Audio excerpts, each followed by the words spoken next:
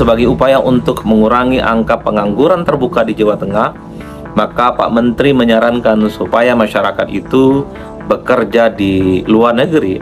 Bahkan ada yang mengatakan kalau kerja di luar negeri itu pasti hanya menjadi warga negara kelas kedua, second class citizen. Itu kan pernyataan-pernyataan pejabat publik ketika ada ajakan dari begitu banyak kelompok-kelompok muda, kelompok-kelompok aktivis yang menggaungkan kabur aja dulu mencari pekerjaan yang layak di luar negeri. Itu kan dicemooh, dicibir, dikata-katain, diolok-olok, dianggap sebagai anak-anak muda yang tidak cinta bangsa, tidak nasionalis. Bismillahirrahmanirrahim. Assalamualaikum warahmatullahi wabarakatuh. Kali ini saya mau bicara tentang pernyataan Menteri Perlindungan Pekerja Migran Indonesia Abdul Qadir Karding yang mengatakan bahwa sebagai upaya untuk mengurangi angka pengangguran terbuka di Jawa Tengah, maka Pak Menteri menyarankan supaya masyarakat itu bekerja di luar negeri. Inilah yang saya kira menjadi satu pembicaraan politik, menjadi pergunjingan yang tidak berkesudahan dan tentu saja menimbulkan polemik ya antara pro dan yang kontra. Saya kira saya menjadi tertarik untuk membahas dari pernyataan Pak Menteri ini, terutama dalam konteks untuk mengurangi angka pengangguran di Indonesia. Apalagi Pak Menteri Karding mengatakan jumlah angka pengangguran di Jawa Tengah itu kan kurang lebih sekitar 1 juta orang.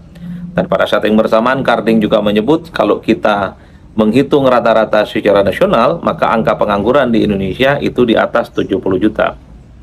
Oleh karena itu bagi saya ketika ada pernyataan seorang Menteri Perlindungan Pekerja Migran menyatakan bahwa untuk bekerja di luar negeri sebagai upaya untuk mengurangi pengangguran, tentu menjadi perdebatan yang sangat luar biasa.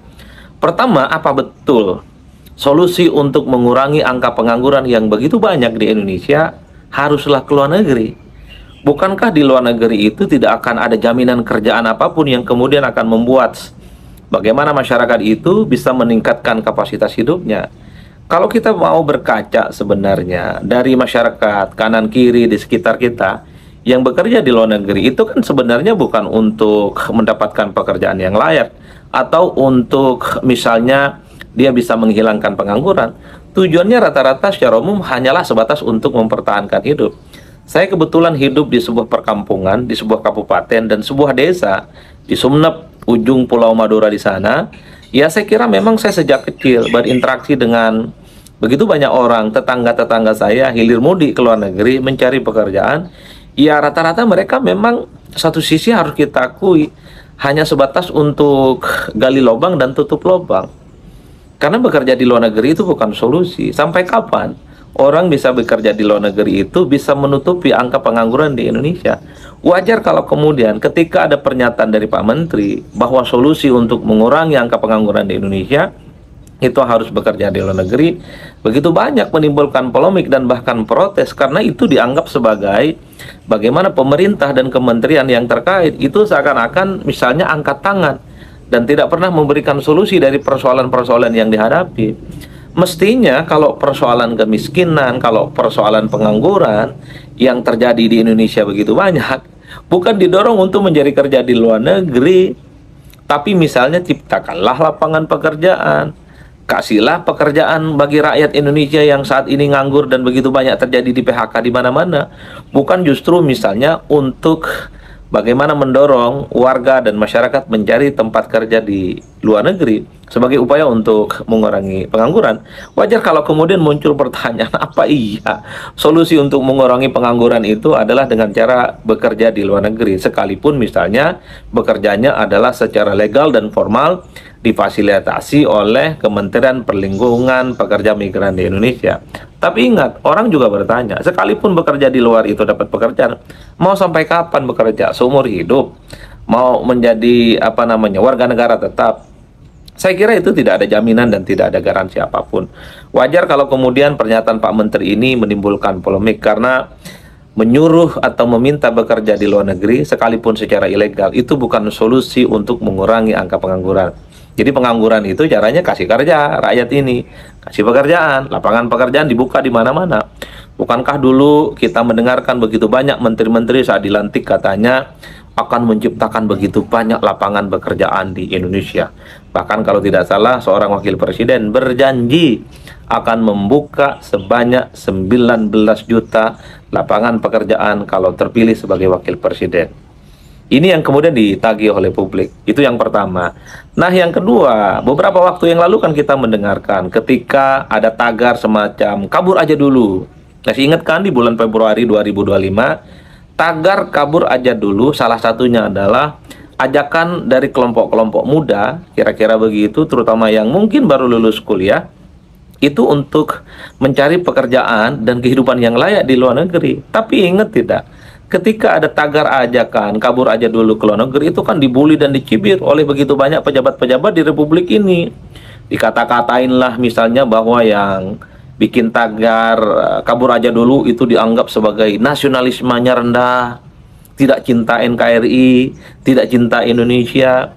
Bahkan ada wakil menteri yang mengatakan ya sebaiknya yang ngomong kabur aja dulu itu kalau ke luar negeri nggak usah balik-balik lagi, sekalian aja di luar. Bahkan ada yang mengatakan kalau kerja di luar negeri itu pasti hanya menjadi warga negara kelas kedua, second class citizen. Itu kan pernyataan-pernyataan pejabat publik ketika ada ajakan dari begitu banyak kelompok-kelompok muda, kelompok-kelompok aktivis yang menggaungkan kabur aja dulu, mencari pekerjaan yang layak di luar negeri. Itu kan dicemooh, dicibir, dikata-katain, diolok-olok, dianggap sebagai anak-anak muda yang tidak cinta bangsa, tidak nasionalis, tidak terlampau memprioritaskan negara dan bangsa dan seterusnya. Bahkan dikata-katain ya nanti hanya sebatas menjadi warga negara kelas kedua. Nah, ini kan bertolak belakangan dari pernyataan Pak Menteri Pak Karding ini. Satu sisi Pak Karding ini menyatakan bahwa untuk mengurangi angka pengangguran, ayo kerja di luar negeri. Sementara beberapa waktu yang lalu para pejabat-pejabat selevel menteri, wakil menteri, kira-kira begitu, menyebut itu nggak nasionalis tuh. Sekalinya kalau mau kabur ke luar negeri nggak usah balik-balik tuh. Bahkan disebutkan ya itu adalah calon warga negara kelas 2. Ini gimana yang mau diikutin kalau publik kemudian melihat kadang pada level pejabat, pada level menteri dan wakil menteri, kira-kira begitu, itu seringkali pandangan-pandangannya itu bertabrakan. Nanti kalau begitu banyak warga yang ada di Indonesia, di Jawa Tengah, Jawa Timur, Jawa Barat, Kalimantan, Sulawesi, keluar negeri secara formal, difasilitasi oleh pemerintah misalnya, oleh Kementerian Perlindungan Pekerja Migran, nanti akan dikata-katain loh. Nah kan hanya sebatas menjadi warga negara kelas kedua, nanti akan dikata-katain tidak Pancasilais, tidak NKRI, dan tidak cinta Indonesia. Inilah rumitnya menjadi pejabat publik, kadang satu sisi satu sama yang lain tidak saling kompak dan tidak saling mendukung. Oleh karena itu wajar kalau kemudian ketika ada pernyataan dari Pak Karding yang menyatakan bahwa upaya untuk mengurangi angka pengangguran di luar negeri itu haruslah kerja di luar negeri dengan cara difasilitasi oleh kementerian. Tapi publik kan masih belum hilang tuh, masih terngiang-ngiang ketika ada ajakan untuk bekerja di luar negeri, cari penghidupan yang lebih layak dan mapan, kan dikata-katain tidak nasionalis lah dan semacamnya. Itu yang kedua. Nah, yang ketiga, sebenarnya secara substantif ada baiknya, ada benarnya juga apa yang disampaikan oleh Pak Karding, bahwa dengan cara bekerja secara legal di luar negeri, maka ini tentu sebagai upaya Indonesia mampu menanamkan nilai-nilai dan ide-ide kebangsaan di tempat yang lain ataupun di negara-negara yang lain. Tentu bayangan semacam ini, pekerja-pekerja yang ada di Indonesia adalah pekerja yang terampil, pekerja-pekerja yang kredibel, pekerja-pekerja yang mampu mempengaruhi bagaimana negara tempat bekerjanya itu dengan gagasan dan nilai-nilai yang disampaikan. Cuman kan yang menjadi problem adalah apa betul tenaga kerja kita itu terampil? Apa betul tenaga kerja kita itu akan memberikan nilai-nilai yang sangat penting terkait dengan tata cara, terkait dengan perilaku, tentang gagasan dan ide-ide, sehingga kalau para pekerja kita bekerja dimanapun itu nanti akan berdiaspora, di mana gagasan-gagasan tentang keindonesiaan dan gagasan-gagasan tentang kebangsaan itu secara alamiah akan mempengaruhi negara-negara tujuan para pekerja Indonesia itu bekerja. Itu yang dibayangkan secara ideal. Tapi kan dalam prakteknya kita tahu banyak sekali kan kasus-kasus pekerja migran di Indonesia kita kan yang mengalami kekerasan, penyiksaan, kemudian terjadi intimidasi dan seterusnya dan seterusnya. Jangan pernah kita membayangkan bahwa pekerja kita ini punya kapasitas, punya kompetensi yang kemampuannya itu sangat dibutuhkan oleh negara-negara tertentu di luar Indonesia. Yang kita tahu adalah pekerja-pekerja di Indonesia itu dibutuhkan karena memang tenaga kerja kita itu ongkosnya murah, ya keterampilannya biasanya adalah di sektor yang sifatnya agak sedikit tidak terlampau kelas atas gitu ya, misalnya buruh bangunan, kemudian bekerja di pabrik dan seterusnya. Tetangga saya di Kabupaten Sumeneb sana itu kan banyak juga tuh, ada yang ke Malaysia, ada yang ke Brunei, ada juga yang ke Mekah, ada ke negara-negara lain. Ya, rata-rata memang kemampuannya terbatas, hanya modal semangat, hanya modalkan hakul yakin, hanya bermodalkan supaya dapat uang, bisa mensekolahkan anak, bisa bayar hutang dan seterusnya dan seterusnya. Mereka berangkat ke negara yang kemudian mempersiapkan pekerjaan. Ya, sekalipun sebenarnya secara upah dan secara ongkos tidak terlampau memadai, dan secara skill rata-rata memang kemampuannya terbatas. Misalnya hanya bisa menjadi buruh bangunan atau kuli bangunan, atau misalnya hanya bekerja di pabrik-pabrik tertentu.